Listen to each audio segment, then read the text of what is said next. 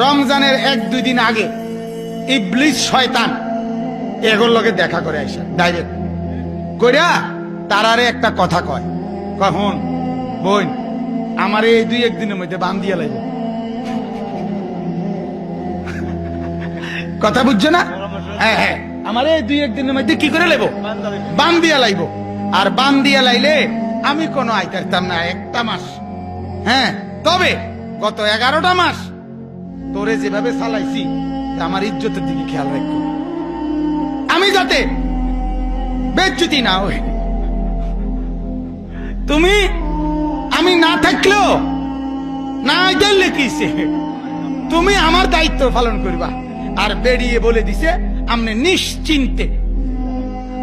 নিশ্চিন্তে যান, আপনি কোনো টেনশন করেন না।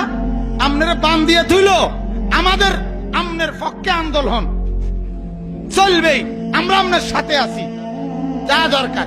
1 মাস পরে ছুড়াইলে আইয়া দেখবেন আমি এই ডকেরে আছি।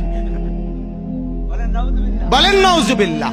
তার মানে আমার বিবেচনায় রমজান মাসে যেই মহিলাগুলো বেপরদা বাজারে বাজারে ঘুরে, এগুলো ইবলিস শয়তানের চাইতেও খারাপ।